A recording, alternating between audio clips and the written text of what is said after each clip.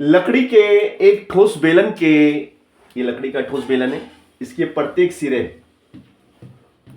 पर अर्धगोला खोद कर निकालते हुए एक वस्तु बनाई गई है। इस टाइप की डिजाइन बनाई गई है। यदि बेलन की ऊंचाई, ये बेलन की हाइट है 10 सेंटीमीटर और आधार की त्रिज्या, ये आधार की त्रिज्या है R 3.5 सेंटीमीटर और आधार की त्रिज्या है 3.5 सेंटीमीटर, तो इस वस्तु का संपूर्ण पृष्ठीय क्षेत्रफल क्या होगा? इस वस्तु का संपूर्ण पृष्ठीय क्षेत्रफल हमें निकालना है कि भाई संपूर्ण पृष्ठीय क्षेत्रफल इसका क्या होगा। ठीक है ना, अभी निकालते हैं, देखिएगा ध्यान से।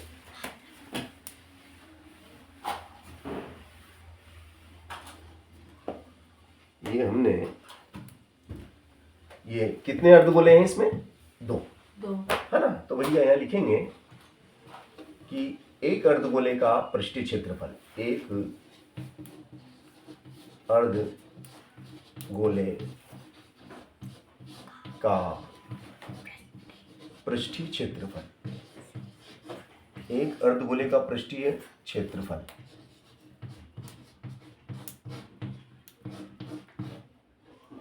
2 पाई r स्क्वायर, यही है ना, 2 पाई r स्क्वायर। एक गोले का क्या होता है? 2 पाई r स्क्वायर। अब हमारे पास कितने अर्धगोले हैं? 2, एक और एक 2, है ना बेटा। तो यहां लिखेंगे, इसलिए 2 अर्धगोलों का पृष्ठीय क्षेत्रफल, 2 अर्धगोलों का पृष्ठीय क्षेत्रफल 2 गुणित 2 पाई r स्क्वायर, 2 इंटू 2 पाई r स्क्वायर। तो क्या हो जाएगा? 2 दूनी 4, 4 पाई r स्क्वायर, 4 पाई r स्क्वायर।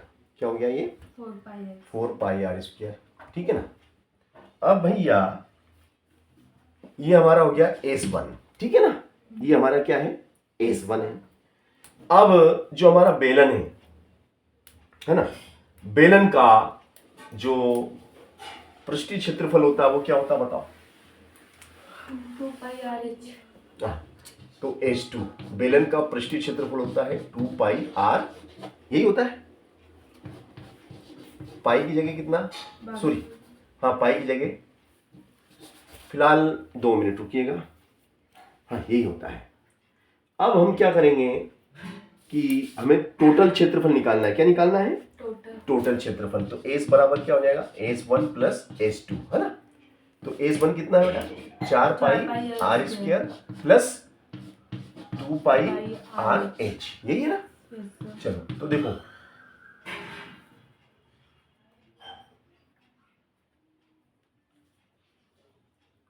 पाई इसमें है, पाई इसमें है, पाई बाहर ले लो। r इसमें है, r इसमें है, r बाहर ले लो। 2 इसमें है, 2 इसमें है, 2 बाहर ले लो।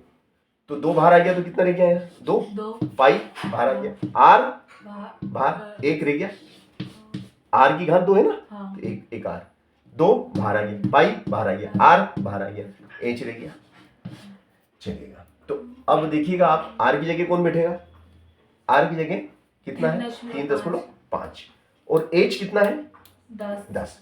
तो भैया ये h की जगह तो 10 लगा दिया और r की जगह कितना आ गया? 3.5 को बिठा दिया। ठीक है। और पाई की जगह क्या कितना आ जाएगा? पाई की जगह 22/7 और गुणा में कितना है? 3.5। आ गया यहाँ तक? बिल्कुल, यहाँ तक हो गया हमारा। अब हमें चित्र की जरूरत ही नहीं है क्योंकि जो चीज हमें चाहिए थी वो सब हमने ले ली। तो देखिएगा, 22 दूना 44, 22 दूना 44, 3.5, नीचे कितना? 7, 35 दूना 70, 35 दूना 70, है ना। और एक अंक बाद 0 दशमलव, है ना, एक अंक बाद दशमलव। तो अब 0 का कोई मतलब है क्या? नहीं।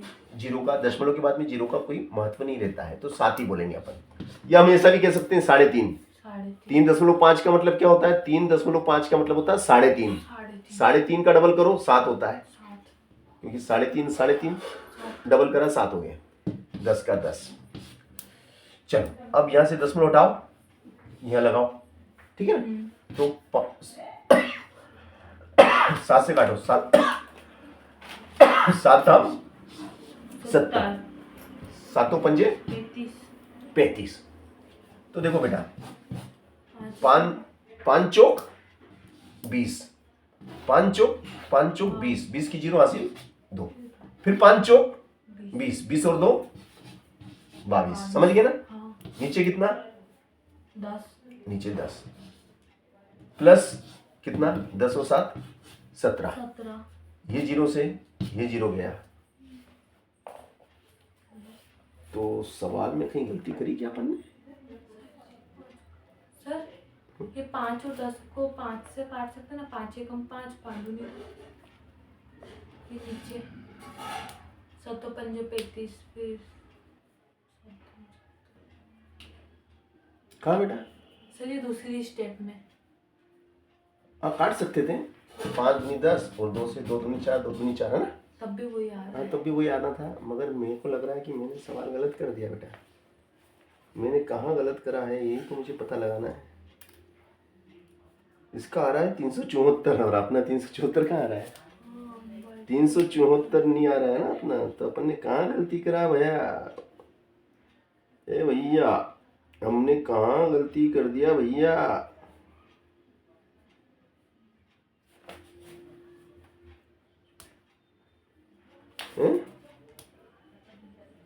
क्यों भाई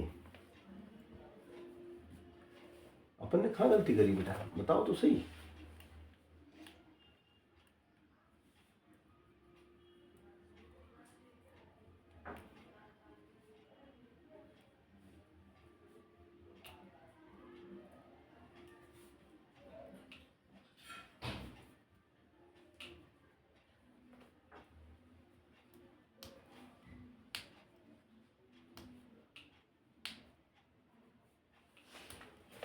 जोड़ने का तरीका तो वही है।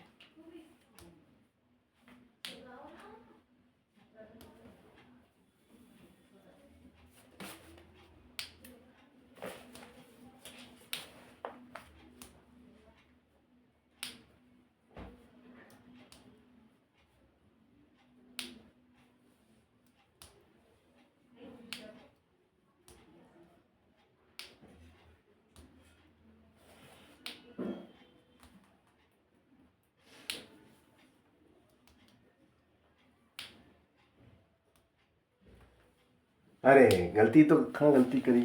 हाँ सर। सही 60 सवाल है बेटा। फिर गलत अरे बेटा क्या है बेटा? क्या है कोष्टक का मतलब क्या होता है? गुणा। तो फिर मैं गुणा की जगह जोड़ लगा दिया, तुम बोल ही नहीं रहे हो कि सर गुणा की जगह जोड़ लगा दिया आपने। देखो 0 0 कट गया। हाँ। कितना आ गया? 22। हाँ। और गुणा में कितना? 17। बोलो कितना होगा? देखो देखो 17 दूना 34 का हासिल। सर आलोक का फोन आ रहा है। 17 दूना 34। 34 और 3 37। 37। इतने वर्ग सेंटीमीटर। ये सवाल देखो हमने कर दिया। हमने